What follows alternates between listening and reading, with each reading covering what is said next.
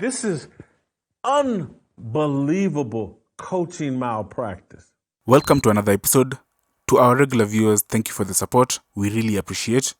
To our new viewers, don't forget to like and subscribe. Our target is 1,000 likes, so support us by liking the video. So Jason Whitlock says Deion Sanders has no idea what he's doing as head coach. He says the coaching experiment the University of Colorado is conducting with Hall of Fame football player Deion Sanders will likely end in a lawsuit, saying that someone, a player, an assistant coach, an athletic director, a fan, a cheerleader, just someone is going to sue Dion Sanders for coaching malpractice. He then said that following the Buffalo's 28-16 loss, Coach Prime unleashed a level of self-serving narcissism, ego, and incompetence that is uncommon. He went on to say that the Buffalo squandered a game that its opponent tried to gift wrap, and when it was over, Dion attacked his offensive line, questioning their killer instinct, want, desire, will, athleticism after allowing his quarterback son, Shedeur Sanders, to suffer 7 sacks and a dozen other hits. Jason Whitlock is always criticizing Deion Sanders, so this is not new. So that we're all on the same page,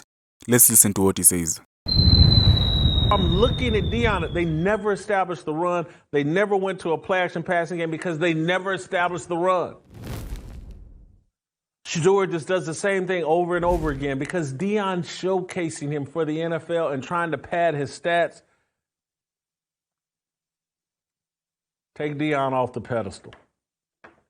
This is coaching malpractice that will end in disaster. Dion's going to be pointing fingers at Colorado. Colorado's going to be pointing fingers at him. Those kids in that locker room are miserable. They know that their head coach is favoring a handful of guys, particularly his son. What head coach takes his son and star defensive player to an NBA game during a week of prep? Who does that? It's crazy. So they can be seen and talked about and sitting courtside. Look how cool we are. Do you understand? You should have been taking one of those offensive linemen or two of them to the game and building them up and begging them to care about your son because, trust me, right now in that locker room, those offensive linemen couldn't care less what happens to Shedeur Sanders. They're not going to go to war for him. They're not going to go to war for Dion. They know Dion is out looking to replace them. Dion just blamed them for everything and took no responsibility for what he's doing. And the whole media is rigged up so that everybody's afraid to say anything about Dion. This is not a great coach. I didn't even play the clip. He threw the offensive coordinator under the bus. I think I can read that to you. Threw the offensive coordinator under the bus. It's everybody's fault but Dion's. If anybody ever tells an accurate story about what's going on at Colorado this year with the players and the assistant coaches, it would be an amazing story. Because there's a handful, half dozen players that are like, yeah, I'm cool with Dion.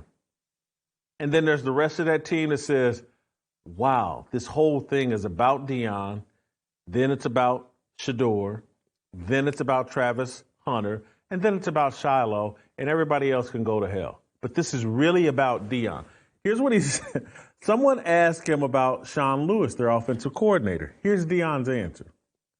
You can't put me on the spot like that.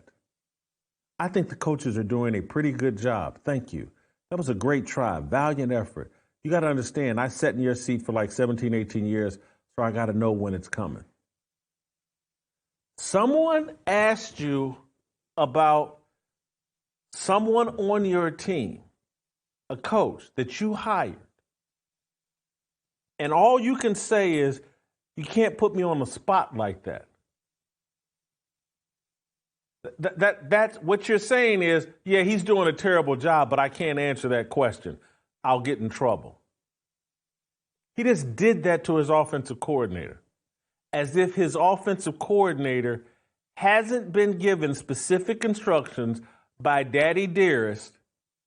You throw that football and showcase my son, because that's what this is about. We don't want to run a balanced offense. We don't want to do the things necessary to allow this offensive line to grow and develop. That's why you run the football all season. You don't abandon it, but you run it all season. And I think, according to our stats, I believe in this 5-game stretch, where they've gone 1-4, the running backs have averaged 4.2 yards per carry. That's more than respectable. That justifies the running backs running the ball in a college football game 25 to 30 times per game. And when you're in a dogfight and you've won the turnover battle 4-0 in the first half, that probably justifies running the ball 35 times over the course of the game. And I don't care if you're only averaging 3 yards per carry. When the other team has pass rushers like UCLA, you can't telegraph, you can't let the opposing defensive coordinator and the guys on that defensive line know, 90% of the time, this is going to be a pass play. You're putting your offensive line in a bad spot. You're putting your quarterback in a bad spot. This is unbelievable coaching malpractice. What do you think about this? Please drop a comment. Don't forget to like the video and subscribe. Thank you.